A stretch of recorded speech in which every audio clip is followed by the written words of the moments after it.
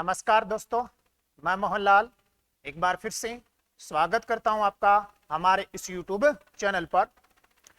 आज का जो अपना टॉपिक है वो भारतीय संविधान और भारतीय संविधान में जो संघीय मंत्रिपरिषद है ना, संघीय मंत्रिपरिषद जिसमें अपन कवर करेंगे पिछली जो अभी फिलहाल में जो एग्जाम्स लगी हैं उन एग्जाम में राष्ट्रपति, उपराष्ट्रपति, प्रधानमंत्री, मंत्रिपरिषद से संबंधित जो है ना वो किस प्रकार के प्रश्न पूछे गए हैं। ठीक है, तो उन प्रश्नों का जो है ना वो डिटेल क्या करेंगे, विश्लेषण करेंगे।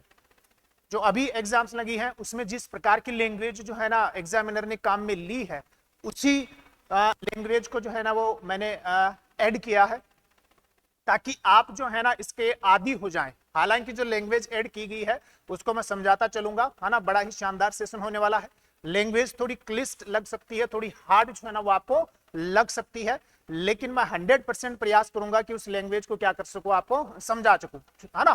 तो प्रश्नों का जो लेवल है अभी हाल फिलहाल में जो एग्जाम लगी है ना उसी प्रकार के प्रश्न है, वो ही प्रश्न है, चाहे प्रश्न है ना हार्ड ही क्यों ना हो, लेकिन अपन उसकी व्याख्या करेंगे, उसका विश्लेषण करेंगे। क्योंकि आगे जब भी ये प्रश्न बने तो अपना क्या नहीं होना चाहिए, गलत नहीं होना चाहिए, है ना। कोई इजी प्रश्नों का समावेश मैंने किया नहीं है, सारे के सारे कौन से प्रश्न है, हार्ड प्रश्न है, हार्ड लैंग्वेज जो है ना वो इस्तेमाल की गई है। तो समझाने का प्रयास मैं जरूर करूंगा, लेकिन इतनी उम्मीद है, इतनी आशा है ना, इतना विश्वास है मुझे कि एक बार अगर इस सेशन को आप कंप्लीट कर लोगे, है ना, तो आपके मन में कोई डाउट नहीं होगा, कॉन्फिडेंस ही आएगा कि इस प्रकार की लैंग्वेज अगर एग्जामिनर पूछता है तो आप जो है ना वो क्वेश्चन करने लायक रहोगे। ठीक है, तो शुरुआत करते हैं, है ना। सबसे पहले तो वही, चैनल पर अगर आप नए हो तो चैनल को लाइक शेयर सब्सक्राइब जरूर कीजिएगा। ठीक है, सबसे पहले थोड़ा सा इजी प्रश्न है, इजी प्रश्न से ही जो है ना मैंने शुरुआत की है। ठीक है, और मंत्रिपरिषद से जो है ना वो शुरुआत की है। मंत्रिपरिषद से इसलिए शुरुआत की है क्योंकि सबसे ज्यादा जो प्रश्न अभी पूछे जा रहे हैं वो आपके आर्टिकल 75 से ही पूछे जा रहे हैं, इसलिए आर्टिकल 75 का सबसे पहले जो है ना वो क्या करेंगे, विश्लेषण करेंगे। फिर आगे जो है ना मंत्रिपरिषद, प्रधानमंत्री, राष्ट्रपति, उपराष्ट्रपति से संबंधित जितने भी प्रश्न है वो आपके आते जाएंगे। तो भारत के संविधान के अनुच्छेद 75(1) के अनुसार प्रधानमंत्री होंगे, है ना। प्रधानमंत्री की क्या की जाती है, नियुक्ति की जाती है, या मनोनयन होता है, या चयनित होता है, या फिर निर्वाचित होता है। तो आर्टिकल 75(1) में कहा गया है कि राष्ट्रपति जो है ना वो आपकी प्रधानमंत्री की नियुक्ति करेगा और प्रधानमंत्री की सलाह पर अन्य मंत्रियों की नियुक्ति करेगा। तो प्रधानमंत्री की क्या होती है, नियुक्ति होती है। अन्य जितने भी मंत्री होते हैं ना वो भी क्या किए जाते हैं, आपके नियुक्त किए जाते हैं। तो इजी प्रश्न था, या कोई इतना हार्ड प्रश्न नहीं था। यहां से शुरुआत होगी, है ना। अब जो अपन शुरुआत करने वाले हैं पूरा का पूरा यहाँ कौन है, आर्टिकल 75 के बारे में जो है ना वो डिटेल दी गई है और मैं समझाने का प्रयास करता हूं, आप ध्यान से समझने का प्रयास कीजिएगा, है ना। और एक बार अगर समझ में आ गया तो फिर एग्जामिनर को बोल देना कि भाई पूछ, तू कौन सा प्रश्न पूछता है। तो सबसे पहले बात करते हैं कौन सा अनुच्छेद, अनुच्छेद 75(1). प्रधानमंत्री की नियुक्ति राष्ट्रपति करेगा, यहां नियुक्ति शब्द आ गया है। प्रधानमंत्री की नियुक्ति कौन करेगा, राष्ट्रपति करेगा, मतलब प्रधानमंत्री की नियुक्ति होती है। अन्य मंत्रियों की वही नियुक्ति, अन्य मंत्रियों की नियुक्ति राष्ट्रपति प्रधानमंत्री की सलाह पर करेगा, इसमें कोई दिक्कत नहीं है। कौन से वाले में, 75(1) में। फिर ये महत्वपूर्ण है, कौन सा वाला, ये महत्वपूर्ण है 75(1) क, है ना। 91वां संविधान संशोधन 2003 की धारा 2 के द्वारा इसको क्या किया गया, अंत स्थापित किया गया। मतलब 91वां जो संविधान संशोधन है उसके द्वारा कौन सा आर्टिकल जो है ना वो जोड़ा गया है, 75(1) क।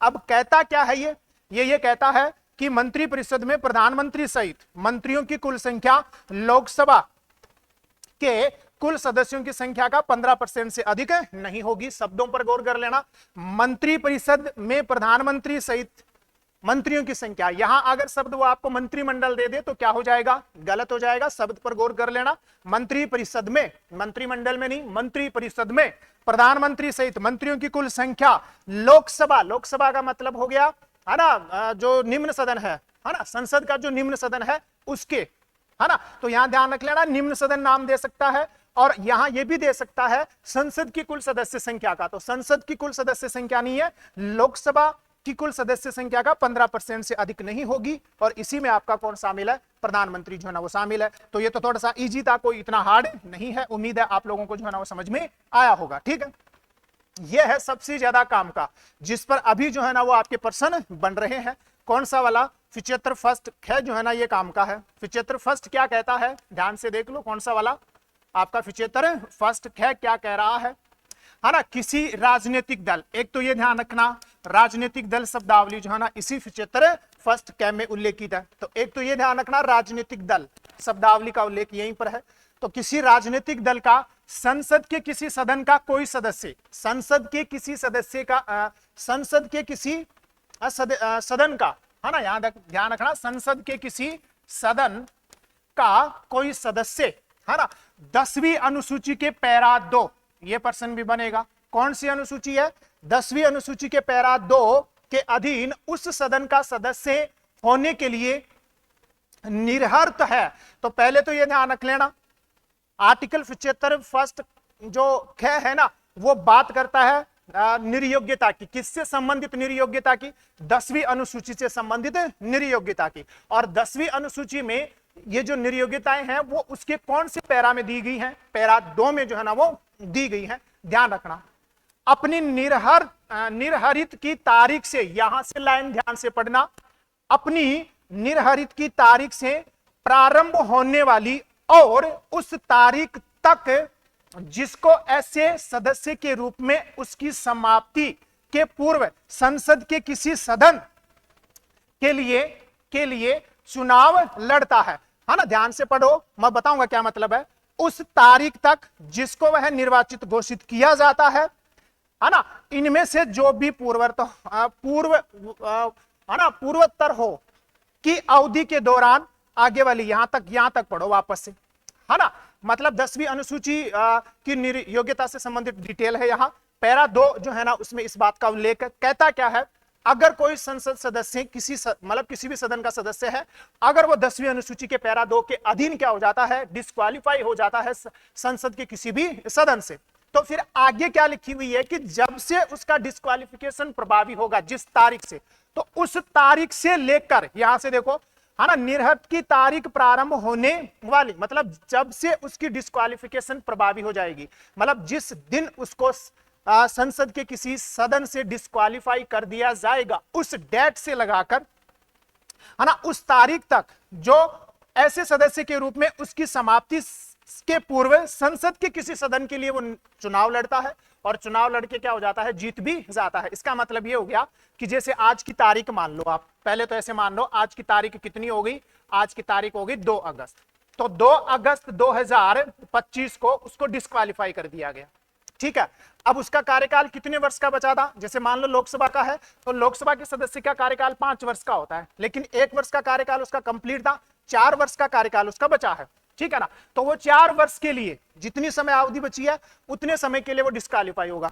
इस दौरान, इन 4 वर्षों के दौरान, अगर वो संसद के किसी सदन का चुनाव लड़ लेता है और उसमें निर्वाचित घोषित हो जाता है, मतलब आप ऐसे मानो, है ना, 24 का मतलब 25 को वो हुआ, तो 26 1 साल, 27 2 साल, 28 3 साल और 29 4 साल। इसका मतलब है वो 2 अगस्त 2029 तक डिस्क्वालीफाई हो गया है, ठीक है। लेकिन इस दौरान उसको, है ना, ऐसे मान लो 1 अगस्त 2028 को उसने चुनाव लड़ा, मतलब संसद के किसी सदन का चुनाव लड़ा और वो निर्वाचित घोषित हो गया। कितनी तारीख को?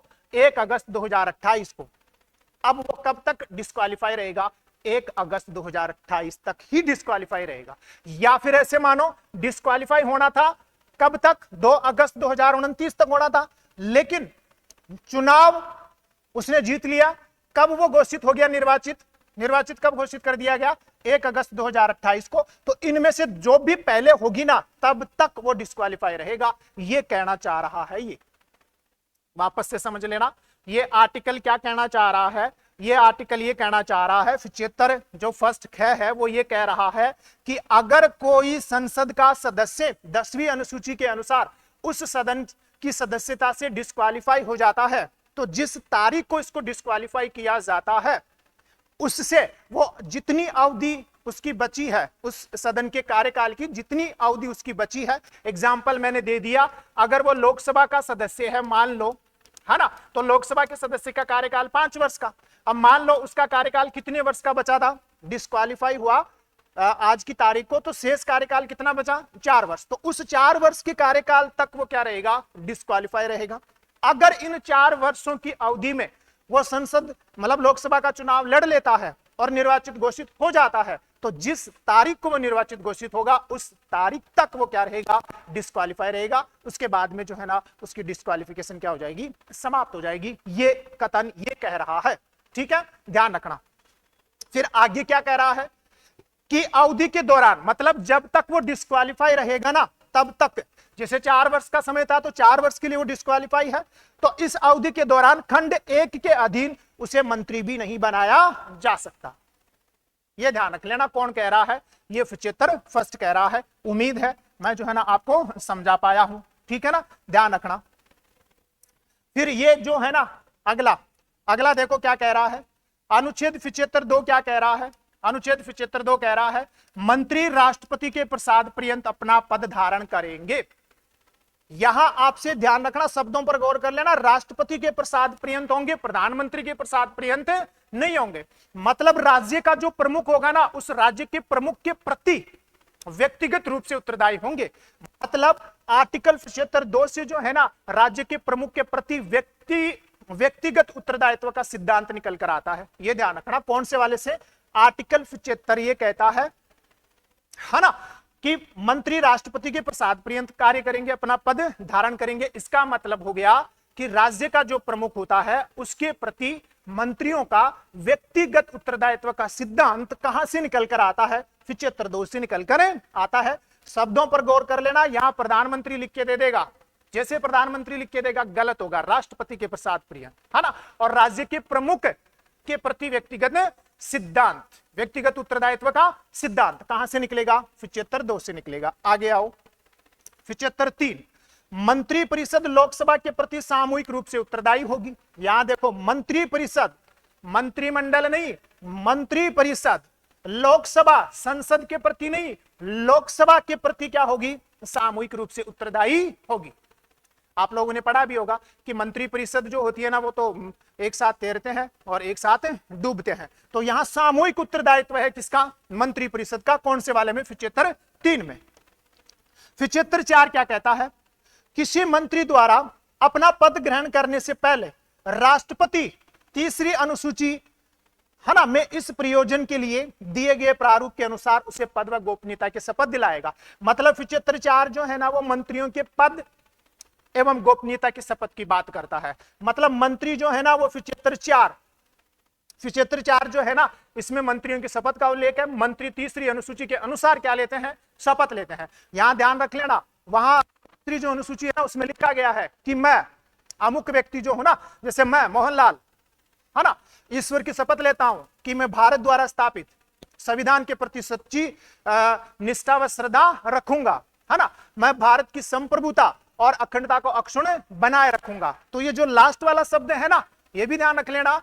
तीसरी अनुसूची में मैं भारत की प्रभुता एवं अखंडता को अक्षुण्ण बनाए रखूंगा, ये बाद में जोड़ा गया था, ये मूल संविधान में नहीं था। ये 16वें संविधान संशोधन 1963 के द्वारा क्या किया गया था? जोड़ा गया था। ये भी ध्यान रख लेना। तो 75(4) जो है ना इसमें मंत्रियों की क्या है? पद एवं गोपनीयता की शपथ है ना। और जो मैंने अभी शब्द बोला, मंत्रियों को राष्ट्रपति शपथ दिलाएगा। कौन सी अनुसूची के अनुसार?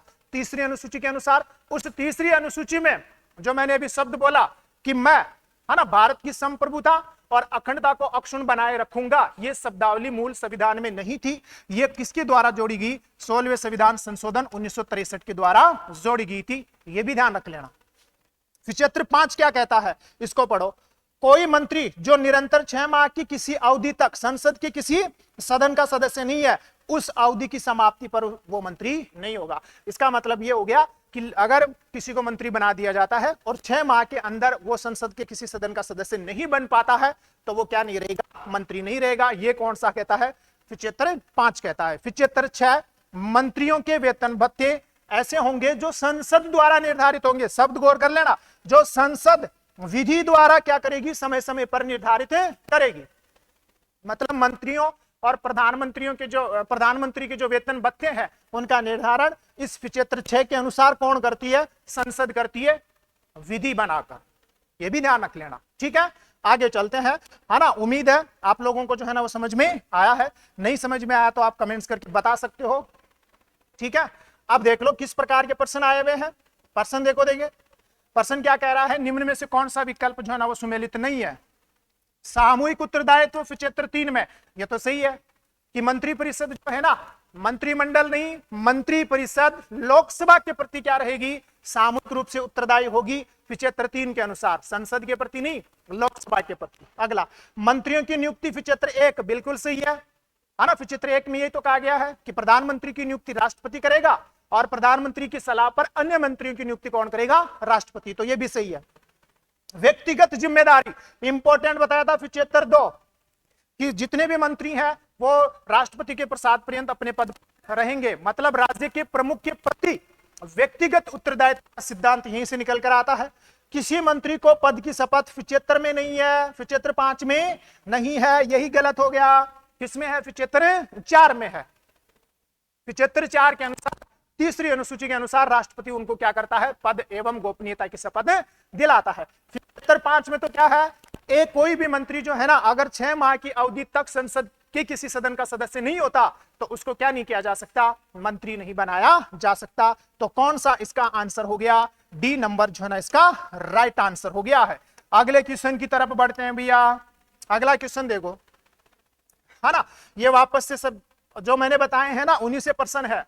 भारत के संविधान के निम्नलिखित में से किस अनुच्छेद में राजनीतिक दल शब्दावली का उल्लेख है। तो अभी तो आया था कौन सा वाला, 75 फर्स्ट है।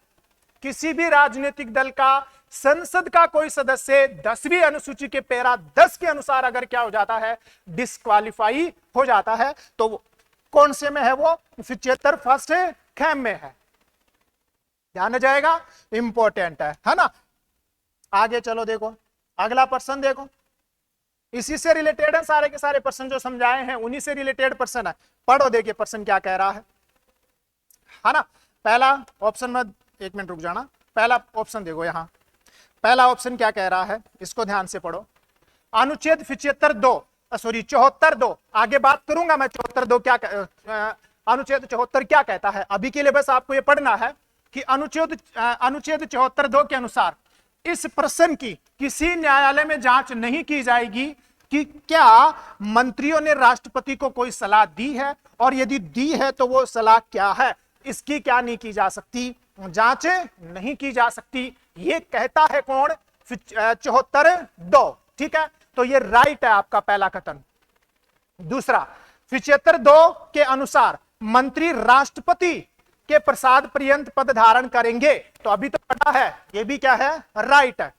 75(3) के अनुसार मंत्रिमंडल लोकसभा के प्रति सामूहिक रूप से उत्तरदायी, गलत हो गया। मंत्री परिषद, कौन, मंत्री परिषद लोकसभा के प्रति क्या है, सामूहिक रूप से उत्तरदायी होगी। तो यहां कौन सा शब्द आना चाहिए था, मंत्री परिषद शब्द आना चाहिए था, क्योंकि मंत्रिमंडल शब्दावली का उल्लेख यहां नहीं है, तो गलत हो गया है। ये ध्यान रख लेना, है ना, ध्यान रखना। मंत्रिमंडल शब्दावली का उल्लेख 352 में है।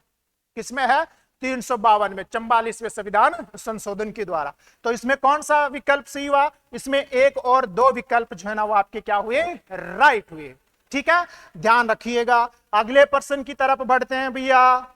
अगला प्रश्न देखो, है ना, मतलब खतरनाक प्रश्न है। समझ में आ गया तो आंसर कर दोगे, समझ में नहीं आया तो आंसर नहीं कर पाओगे।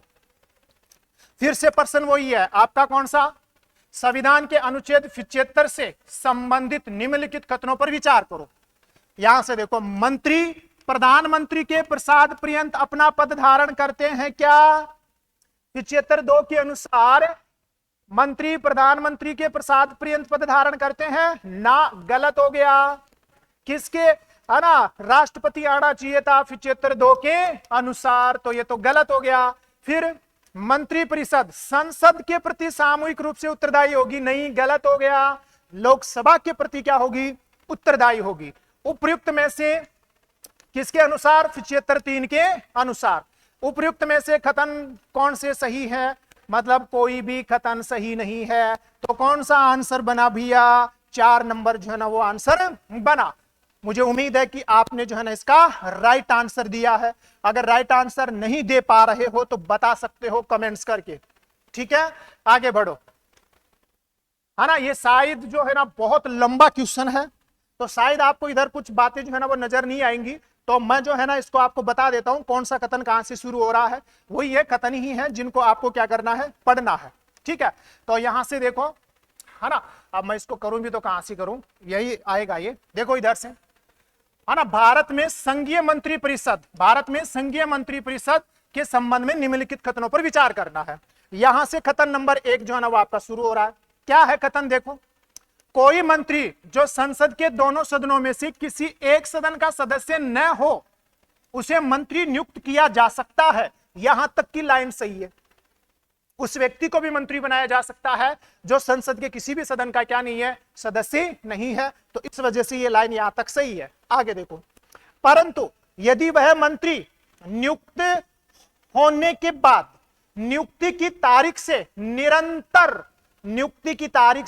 निरंतर लगातार, है ना, 6 माह की अवधि के भीतर दोनों में से किसी भी सदन का सदस्य न बन सके तो वह मंत्री नहीं होगा। ये लाइन भी यहां तक क्या है, सही है। तो ये दोनों ही लाइन क्या है, मतलब ये कथन क्या है, सही है। अगला कथन पढ़ो, तथापि संसद सदस्य के रूप में चुने जाने के पश्चात उसे फिर से मंत्री के रूप में नियुक्त किया जा सकता है। इस लाइन को समझना, ये क्या कहना चाह रहा है, किसी व्यक्ति को मंत्री बनाया गया, उस व्यक्ति ने 6 माह के अंदर, लगातार 6 माह के अंदर, है ना, संसद के किसी सदन की सदस्यता नहीं ली, लेकिन 6 माह के बाद जो है ना उसने संसद की किसी सदन की क्या कर ली, सदस्यता ले ली। तो ऐसी कंडीशन में उसको क्या किया जा सकता है, मंत्री बनाया जा सकता है। मंत्री को दोनों सदनों में उपस्थित रहने, सही बात है, मंत्री लोकसभा में चाहे वो लोकसभा का सदस्य हो या नहीं हो, राज्यसभा में चाहे वो राज्यसभा का सदस्य हो या नहीं हो, मतलब किसी एक सदन का सदस्य है वो, तो अगर लोकसभा का सदस्य है तो वो राज्यसभा में भी उपस्थित रह सकता है, उसकी कार्यवाही में भाग भी ले सकता है। और अगर वो राज्यसभा का सदस्य है तो लोकसभा की कार्यवाही में भाग ले सकता है ना, उसमें उपस्थित हो सकता है।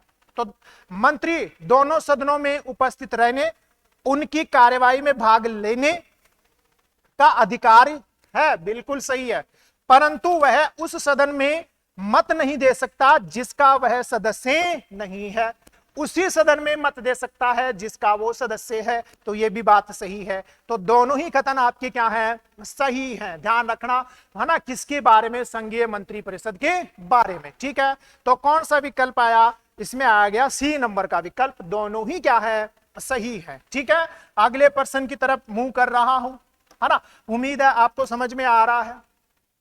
यहां से आ जाओ, देखिए अभी मैं इसका आंसर आपको बता भी चुका। भारत के संविधान का कौन सा अनुच्छेद केंद्रीय मंत्रिपरिषद के सदस्यों का राज्य के प्रधान के प्रति व्यक्तिगत उत्तरदायित्व का सिद्धांत उल्लेखित करता है ना। तो कौन से में आया था, अभी 75(2) में आया था कि सभी मंत्री जो है ना वो राष्ट्रपति के प्रसाद पर्यंत कार्य करेंगे। वहां से निकल कर आया राज्य के प्रधानमंत्री के प्रति व्यक्तिगत उत्तरदायित्व का सिद्धांत, ठीक है। तो कौन सा आया, 75(2) इज ए राइट आंसर। बोला था ना आपको कि ध्यान से पढ़ते रहिए, ध्यान से सुनते रहिए किस प्रकार के प्रश्न आए हुए हैं। आगे चलो, अगला प्रश्न देखो, है ना, और ये कौन सा है, ये 74 है। इस 74 की चर्चा मैं आगे करूंगा। अभी भारत के संविधान के अनुच्छेद 74 को निम्नांकित में से कौन से संविधान संशोधन अधिनियम द्वारा प्रथम बार संशोधित किया गया था। तो एक काम करो, इस प्रश्न को अपन देख ही लेते हैं, आंसर आप इसका बाद में देना, इसको देख ही लो आप, है ना। नीचे है, ये रहा 74, इसको आप एक बार देख ही लो क्योंकि ये काम का है और पूरे 74 की जो है ना वो यहां व्याख्या कर दी गई है। क्या है, यहां से आ जाओ, आर्टिकल 74, राष्ट्रपति को सहायता और सलाह देने के लिए मंत्रिपरिषद होगी। ये बात कहता है कौन सा, आर्टिकल 74 में ये बात उल्लेखित है कि राष्ट्रपति को सहायता एवं सलाह देने के लिए कौन है, ध्यान से देख लो, मंत्रिपरिषद है, मंत्रिमंडल नहीं है, ध्यान रखना। अब यहां से आओ, 75 फर्स्ट सॉरी 74 फर्स्ट क्या कहता है? राष्ट्रपति को सहायता और सलाह देने के लिए एक मंत्री परिषद होगी जिसका प्रधानमंत्री होगा और राष्ट्रपति अपने कृत्यों का, शब्दावली देखो, राष्ट्रपति अपने कृत्यों का प्रयोग करने में ऐसी सलाह के अनुसार कार्य करेगा। मतलब ये कहना चाह रहा है कि जो आपका चित्र 1 है ना, ये कहना चाह रहा है कि राष्ट्रपति को सहायता सलाह देने के लिए मंत्री परिषद होगी और राष्ट्रपति मंत्री परिषद द्वारा दी गई सलाह के अनुसार कार्य करेगा। यह शब्द जोड़ा गया किसके द्वारा? 42वें संविधान संशोधन के द्वारा पहली बार संशोधन हुआ। किसमें? आर्टिकल 74 फर्स्ट में 42वें संविधान संशोधन के द्वारा यह जोड़ा गया कि राष्ट्रपति, है ना, प्रधानमंत्री की अध्यक्षता वाली मंत्री परिषद द्वारा दी गई सलाह के अनुसार ही कार्य करेगा। देख लो यहां, राष्ट्रपति अपने कृत्यों का प्रयोग करने में ऐसी सलाह के अनुसार कार्य करेगा। किसके द्वारा संशोधित किया गया? 42वें संविधान संशोधन के द्वारा पहली बार संशोधन हुआ। आगे आओ, परंतु आगे देखो अब क्या कह रहा है, आगे देखो, परंतु राष्ट्रपति मंत्री परिषद से ऐसी सलाह पर साधारणतया या अथवा पुनर्विचार करने की अपेक्षा कर सकेगा और राष्ट्रपति ऐसे पुनर्विचार के पश्चात दी गई सलाह के अनुसार कार्य करेगा। अब ये क्या कहना चाह रहा है? अब ये कहना चाह रहा है, चित्र 1 तो क्या कहा, जिसमें 42वें संविधान संशोधन के द्वारा क्या जोड़ा गया? पहली बार जब संशोधन हुआ कि प्रधानमंत्री की अध्यक्षता वाली जो मंत्री परिषद है उसकी सलाह ही राष्ट्रपति कार्य करेगा। ठीक, लेकिन जो यहां नीचे लिखा हुआ है ना, कौन सा, ये थोड़ा सा मिस प्रिंट है, यह है 44वें संविधान संशोधन 1978 के द्वारा यह उपबंध कर दिया गया कि राष्ट्रपति जो है ना, एक बार पुनर्विचार के लिए मंत्री परिषद से कह सकता है। अब मंत्री परिषद ने अगर फिर से उसके ऊपर पुनर्विचार कर लिया और राष्ट्रपति को जो है ना वो फाइल भेज दी, अब राष्ट्रपति को उस फाइल को क्या करना पड़ेगा? पास करना ही पड़ेगा। यह जोड़ा गया कौन से संविधान संशोधन के द्वारा? 44वें संविधान संशोधन 1978 के द्वारा। इस प्रकार इस 74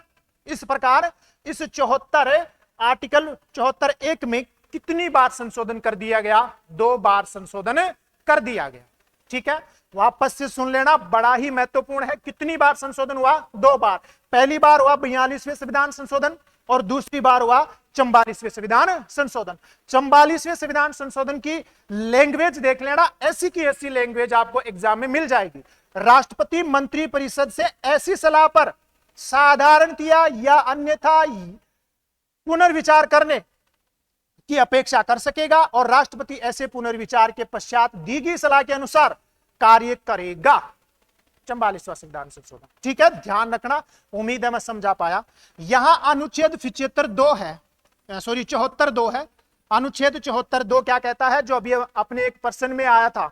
अनुच्छेद 74(2) कहता है कि इस पर्सन की किसी न्यायालय में जांच नहीं की जाएगी कि क्या मंत्रियों ने राष्ट्रपति को कोई सलाह दी और यदि दी तो क्या दी। यह कहता है आपका कौन सा? 75(2). ध्यान रखना कौन सा आर्टिकल है? 75(2) नंबर का आर्टिकल है। ठीक है, उम्मीद है आपको, सॉरी 74(2) है, मैं 75 बोल रहा हूं, 74(2) है, सॉरी माफ करना, है ना। जोश में कौन सा निकल रहा है? 75 जो है ना वो 2 निकल रहा है। कौन सा है? 74(2) है ये। ठीक है, ध्यान रखना। अब आ जाओ आप ऊपर वापस से, जहां तक अपने पर्सन हो गए थे, है ना। ये रहा, भारत के संविधान के अनुच्छेद 74 को निम्नलिखित में से कौन से संविधान संशोधन अधिनियम द्वारा पहली बार संशोधित किया गया? तो कौन सा आंसर आ जाएगा? 42वां संविधान संशोधन। और अब तक कितनी बार संशोधन हुए? 2 बार। दूसरा किसके द्वारा हुआ? 44वें संविधान संशोधन के द्वारा। ठीक है, ध्यान रख लीजिएगा, है ना। वो कहां गया? गायब हो गया, हैंग हो रहा है, आ गया। चलो आगे चलते हैं, अगले पर्सन को पढ़ो, वही देगा थोड़ा सा ध्यान से, है ना। मैं यहां लिख देता हूं क्योंकि थोड़ी शब्द जो है ना इसमें ज्यादा है, इस वजह से जो है ना ये स्लाइड बहुत ज्यादा लंबी हो रही है। मंत्री परिषद से संबंधित निम्नलिखित कथनों पर विचार करो। भाई इंपॉर्टेंट पर्सन है, ध्यान से देखो। मंत्री परिषद, ये कथन नंबर 1 है और यहां कथन नंबर 2 है, ध्यान रखना। कथन नंबर 1 और कथन नंबर 2, मंत्रिपरिषद में भारत सरकार के सभी श्रेणियों के मंत्री होते हैं। ये लाइन यहां तक सही है, चाहे वो मंत्रिमंडल के सदस्य हो, चाहे वो राज्य मंत्री हो, और चाहे वो कौन से हो, उपमंत्री हो, ये सारे के सारे किसमें शामिल होंगे, मंत्रिपरिषद में शामिल होंगे। मतलब मंत्रिपरिषद में भारत सरकार के कैबिनेट मंत्री, राज्य मंत्री, उपमंत्री तीनों शामिल है, ध्यान रखना। ये इजी था, राइट है। ये जो 2 नंबर का कथन है ना, ये है काम का। मंत्रिपरिषद का प्रमुख होने के कारण प्रधानमंत्री फैसला करता है कि कौन कौन से मंत्रिमंडल के सदस्य होंगे। ये भी राइट आंसर है, ये भी राइट कथन है, क्योंकि प्रधानमंत्री ही डिसाइड करेगा कि मंत्रिमंडल में किन किन को मंत्री बनाया जाए। ठीक है, तो दोनों ही कथन आपके क्या है, सही है। जिस विद्यार्थी ने आंसर 2 दिया है कि 1 और 2 दोनों ही क्या है, सत्य है, वो बधाई का पात्र है, उसकी तैयारी जो है ना काफी अच्छी चल रही है। फिर मैंने ये शॉर्ट में लिख दिया है ना, देखो केंद्रीय मंत्रिपरिषद 74 1 में है। 74 1 में तो थी ना कि राष्ट्रपति को सलाह देने के लिए और है ना उसकी सहायता करने के लिए एक मंत्रिपरिषद होगी, जिसका अध्यक्ष कौन होगा, आपका प्रधानमंत्री होगा। मंत्रियों की नियुक्ति 75 1 के तहत हो रही है। ठीक है, मंत्रिपरिषद का आकार 75 फर्स्ट कै में है, लोकसभा की कुल सदस्य संख्या का 15%, है ना। अहर्ताएं हैं कौन से वाले में, 75 5 में। अगर कोई मंत्री लगातार 6 महीने तक संसद के किसी सदन का सदस्य नहीं है तो उसको मंत्री नहीं बनाया जा सकता, वो मंत्री नहीं रहेगा, 75 5। मंत्रियों का व्यक्तिगत उत्तरदायित्व 75 2, राष्ट्रपति के प्रसाद प्रिय। मंत्रियों का सामूहिक उत्तरदायित्व लोकसभा के प्रति 75 3 में। मंत्रियों की निर्भरताएं अनुच्छेद 75 फर्स्ट ख में 10वीं अनुसूची के अनुसार, 10वीं अनुसूची के पैरा 2 के अनुसार। ठीक है, मंत्रियों की पद व गोपनीयता की शपथ अनुच्छेद 4 में, 75 4 में, और मंत्रियों के वेतन भत्ते 75 6 में। एक क्विक रीजन हो गया। इन कथनों को थोड़ा सा ध्यान से पढ़ो, देखिए अगर आपके समझ में आया है तो आप जो है ना इसका आंसर देने लायक हो। ठीक है, क्या है कथन पहला, मंत्रिपरिषद संसद के प्रति सामूहिक रूप से उत्तरदायी होती है क्या, संसद के प्रति नहीं होती भैया। मंत्रिपरिषद लोकसभा के प्रति सामूहिक रूप से उत्तरदायी होती है 75 3 के अनुसार। यह सबसे महत्वपूर्ण कथन तो यही है 2 नंबर वाला। मंत्रिपरिषद संसद की एक कार्यकारी समिति है। देखो वापस से, मंत्रिपरिषद संसद की एक कार्यकारी समिति है और वह संसद के प्रतिनिधि के रूप में सामूहिक रूप से शासन करती है। क्या यह लाइन सही है? देखो ध्यान से क्या कह रहा है, संसद की एक कार्यकारी समिति है, विधायिका होती है, विधायिका से कौन बनती है, कार्यपालिका बनती है, विधायिका से कौन बनती है, कार्यपालिका बनती है, और कार्यपालिका विधायिका की एक कार्यकारी समिति होती है, एक कार्यकारी इकाई होती है। इसका मतलब संसद जो है ना, मंत्रिपरिषद जो होती है, भाई वापस से समझो, एक विधायिका, एक कार्यपालिका, एक न्यायपालिका। विधायिका से कौन बनती है, कार्यपालिका। कार्यपालिका में कौन कौन आते हैं, मंत्रिपरिषद, प्रधानमंत्री, राष्ट्रपति, उपराष्ट्रपति, है ना, और महान्यायवादी आते हैं। सीधी बात यही है। तो ये जो मंत्रिपरिषद है ना, ये मंत्रिपरिषद उस विधायिका की क्या है, कार्यकारी इकाई है। विधायिका का मतलब कौन है, संसद है। तो संसद की कार्यकारी समिति है, इज राइट आंसर यहां तक।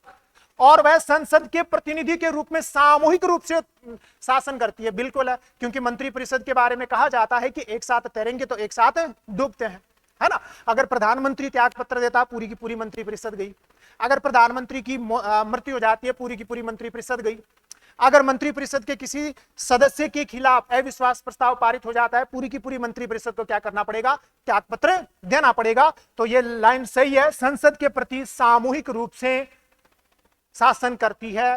पहला गलत, दूसरा सही। कौन सा विकल्प आंसर बना, सी नंबर राइट आंसर बना।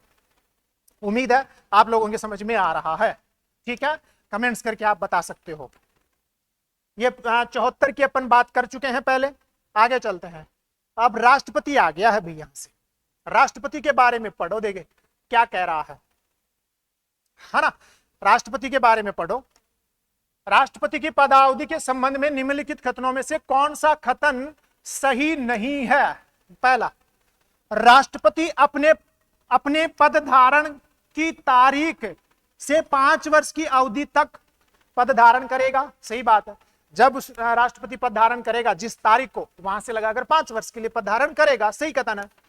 राष्ट्रपति भारत के मुख्य न्यायाधीश को संबोधित अपने हस्ताक्षर सहित लेख द्वारा अपना पद त्याग करेगा। क्या यह लाइन सही है?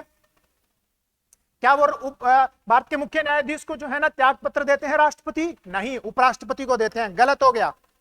संविधान का अतिक्रमण करने पर राष्ट्रपति को अनुच्छेद 61 में उपबंधित रीति से चलाए गए महाभियोग द्वारा पद से हटाया जा सकेगा।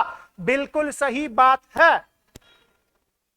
राष्ट्रपति अपने पद की अवधि समाप्त हो जाने पर भी तब तक अपना पद धारण करेगा जब तक उनका नया उत्तराधिकारी चुन नहीं लिया जाता। तो ये भी क्या है आपका सही है। तो कौन सा आंसर बना आपका? बी नंबर जो है ना वो इसका राइट आंसर बना।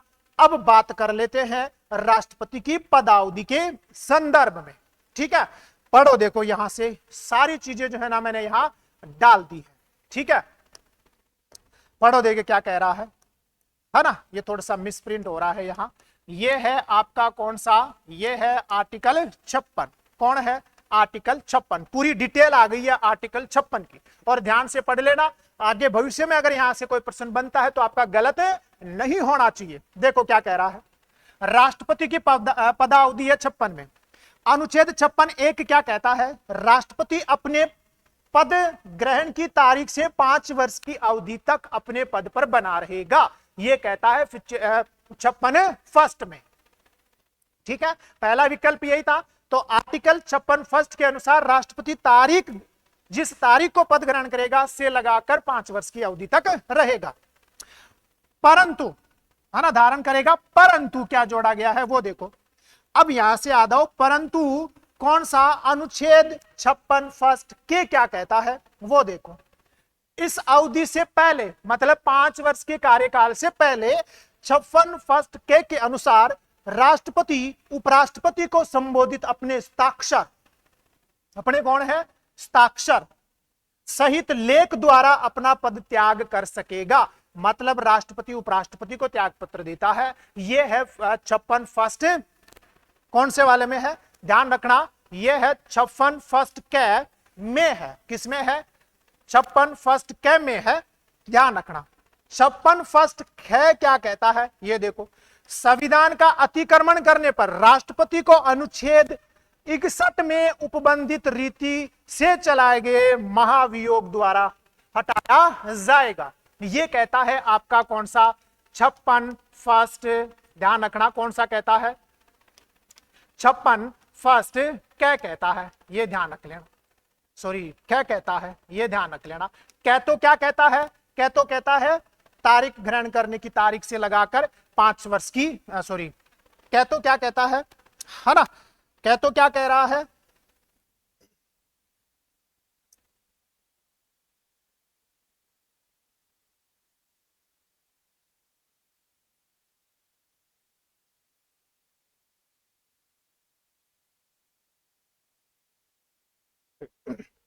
देखो 56 फर्स्ट कै में तो क्या आ गया? राष्ट्रपति उपराष्ट्रपति को संबोधित करके अपना वो करेगा त्याग पत्र। 56 कै क्या कह रहा है? संविधान का अतिक्रमण करने पर 61 में जो महाभियोग दिया गया है ना, उसके अनुसार क्या किया जाएगा? राष्ट्रपति को हटाया जाएगा। ये बातें हैं किसकी? ये बातें हैं 56 की। अब 56 फर्स्ट गे क्या कहता है वो भी देख लो। 56 फर्स्ट गे क्या कहता है वो देखो। कितना काम के आर्टिकल हैं ये, और यहीं से प्रश्न आपके बनते जाएंगे। ठीक है ना, ध्यान रखना। 56 फर्स्ट गे क्या कहता है? राष्ट्रपति अपने पद की अवधि समाप्त हो जाने पर भी तब तक पद धारण करेगा। तब तक पद धारण है ना करना होगा जब तक उसका उत्तराधिकारी क्या नहीं कर लेता? पद धारण नहीं कर लेता। ये कौन सा कहता है? ये 56 फर्स्ट क्या कहता है? सॉरी, गे कहता है। देखो 56 फर्स्ट क्या तो क्या कहेगा? राष्ट्रपति जो है ना वो उपराष्ट्रपति को संबोधित करके हस्ताक्षर करके अपना क्या कर देगा? त्याग पत्र देगा। 56 जो फर्स्ट है ना खेक है, खेक क्या कहता है कि अगर संविधान का अतिक्रमण करता है तो अनुच्छेद 61 में जो प्रक्रिया दी गई है उसके अनुसार महाभियोग चलाकर हटा दिया जाएगा। और 56 फर्स्ट गे क्या कहता है? पदावधि समाप्त होने के बाद भी राष्ट्रपति तब तक अपने पद पर बना रहेगा जब तक कि उनका नया उत्तराधिकारी क्या नहीं कर लेता, पद धारण नहीं कर लेता। बड़ी ही काम की है। फिर आगे आओ, है ना, ये 2 नंबर है 56(2). आर्टिकल कौन सा है? 56(2). खंड 1 के परंतु के खंड के अधीन उपराष्ट्रपति को संबोधित त्याग पत्र की उसके द्वारा लोकसभा के अध्यक्ष को तुरंत जो है ना वो क्या की जाएगी, सूचना दी जाएगी। मतलब 56(2) का परंतु ये कहता है कि खंड 1 के तहत जो ऊपर बात लिखी गई है ना, राष्ट्रपति उपराष्ट्रपति को क्या करेगा, त्यागपत्र देगा। उपराष्ट्रपति राष्ट्रपति द्वारा दिए गए त्यागपत्र की सूचना सबसे पहले लोकसभा के अध्यक्ष को देगा। यह कहता है आपका कौन सा, 56(2) कहता है। ध्यान रख लेना, बड़े ही काम के जो है ना वो आर्टिकल में आपको बता चुका। उम्मीद है आप लोगों के समझ में आया है। अब यहां से प्रश्न, अगला प्रश्न देख लो क्या कह रहा है। प्रश्न क्या कह रहा है, पढ़ो देखें। राष्ट्रपति, भारत के राष्ट्रपति के निर्वाचन के लिए, है ना, नाम निर्देशन पत्र प्रस्तुत करने के संबंध में कौन सा कथन या कौन से कथन सही है, ये आपका प्रश्न है। ठीक है, तो बताओ देखे क्या है। पहला कथन क्या है, नाम निर्देशन पत्र पर कम से कम 50 निर्वाचकों के हस्ताक्षर समर्थकों के रूप में होने चाहिए। मतलब ये लाइन ये कह रही है कि 50 तो प्रस्तावक होने चाहिए और 50 ही क्या होने चाहिए, आपके अनुमोदक भी होने चाहिए। एक ही लाइन में जोड़ दिया है, कम से कम 50 निर्वाचकों के हस्ताक्षर समर्थकों के रूप में होने चाहिए। दोनों बातें आ गई हैं यहां। ठीक है, मतलब 50 अनुमोदक भी और 50 प्रस्तावक भी और 50 अनुमोदक भी होने चाहिए। ये राइट है। किसी अभ्यर्थी को, मतलब जो राष्ट्रपति का चुनाव लड़ रहा है, जो नामांकन पत्र दाखिल कर रहा है, उसको बोला गया है किसी अभ्यर्थी को निर्वाचन के लिए तब तक सम्यक रूप से नाम निर्दिष्ट नहीं समझा जाएगा। मतलब अगर किसी ने वो पर्चा भर दिया तो उसका पर्चा जो है ना कब तक स्वीकार नहीं किया जाएगा, जब तक वह 15,000 रुपए की राशि क्या नहीं कर देता, जमा नहीं कर देता। तो ये लाइन भी आपकी सही है। पर लैंग्वेज देखो कितनी कलिष्ठ लैंग्वेज जो है ना वो यूज में ली गई है। जहां कोई अभ्यर्थी एक से अधिक नाम निर्देशन पन्नों द्वारा नाम निर्दिष्ट है, वहां उसे मात्र एक निक्षेप करना होता है। मतलब अगर एक प्रत्याशी है, उसने एक से ज्यादा नामांकन पत्र जो है ना वो भर दिए हैं, तो उसका एक ही निक्षेप माना जाए, बाकी क्या हो जाए, खत्म। ठीक है, तो तीनों ही क्या है, सही है ना। तो इसका आंसर कौन सा आएगा, इसका आंसर आएगा 1, 2 और 3, मतलब डी नंबर इसका राइट आंसर आएगा। ठीक है, ध्यान रखते रहना, ध्यान से पढ़ते रहना, बड़ा ही शानदार है ये। अब देख लो, थोड़ी सी डिटेल दी है मैंने राष्ट्रपति और उपराष्ट्रपति के निर्वाचन से संबंधित। देखो, राष्ट्रपति उपराष्ट्रपति निर्वाचन संशोधन अधिनियम है कब का, 1997 का। क्या कह रहा है, राष्ट्रपति पद का चुनाव लड़ने के लिए किसी प्रत्याशी का नाम कम से कम 50 सदस्यों द्वारा प्रस्तावित और 50 सदस्यों द्वारा क्या होना चाहिए, अनुमोदित होना चाहिए, जो कि हमने अभी पढ़ा है ना। उपराष्ट्रपति के मामले में यह संख्या कितनी है, 20-20 है, 20 प्रस्तावक 20 अनुमोदक। साथ ही इन पदों का चुनाव लड़ने वाले प्रत्याशी के लिए कितने हजार रुपए की, 15,000 रुपए की जो है ना उसको जमानत राशि जमा करवानी होगी। और लास्ट, अगर कोई प्रत्याशी कुल वैध मतों का कितना % प्राप्त नहीं करता, 1/6% भाग अगर प्राप्त नहीं करता है, तो उसकी जमानत राशि जब्त कर ली जाएगी। ठीक है, ध्यान रखना, ये बात कौन से के द्वारा ऐड की गई है, 1997 राष्ट्रपति उपराष्ट्रपति निर्वाचन संशोधन अधिनियम 1997 के द्वारा ये 4 बातें जो है ना वो आपकी ऐड की गई है। ठीक है, आगे आ जाओ और देखो क्या प्रश्न है, इस प्रश्न का आंसर दो भाई मेरे को। तो ये बताओ, आप इस प्रश्न का आंसर दोगे ना तो वो विद्यार्थी बधाई का पात्र है भाई। देखा दो क्या कह रहा है, राष्ट्रपति पद के चुनाव की अधिसूचना भारत के निर्वाचन आयोग द्वारा कब जारी की जाती है, कब जारी की जाती है। ऑप्शन पढ़ो, निवर्तमान राष्ट्रपति की पदावधि समाप्त होने, है ना, वापस से पढ़ना, निवर्तमान राष्ट्रपति की पदावधि समाप्ति से 60 दिन पूर्व की अवधि में किसी एक दिन, है ना। फिर दूसरा, निवर्तमान राष्ट्रपति की पदावधि समाप्ति से 90 दिन पूर्व की अवधि में किसी एक दिन। फिर निवर्तमान राष्ट्रपति की पदावधि समाप्ति से 45 दिन पूर्व किसी एक दिन, और फिर कौन सा 100 दिन पूर्व किसी एक दिन। तो आंसर कौन सा बनेगा? आंसर बनेगा, इसका ध्यान रखना, ए नंबर। अब इस लाइन को समझ लो, ये लाइन ये कह रहा है कि वर्तमान जो राष्ट्रपति है ना, उसका कार्यकाल पूरा होने में 60 दिन का समय बचा है। उस 60 दिन के समय में कितने दिन का समय बचा? 60 दिन का ये जो समय बचा है, इस समय में कभी भी निर्वाचन आयोग क्या कर सकता है? राष्ट्रपति के निर्वाचन की अधिसूचना जारी कर सकता है। 60वें दिन कर सकता है, 59वें, 58वें, 50वें, 10 दिन पहले जारी कर सकता है, 1 दिन पहले जारी कर सकता है। इस लाइन का मतलब यही है, 60 दिन पूर्व की अवधि में किसी एक दिन जारी कर देगा।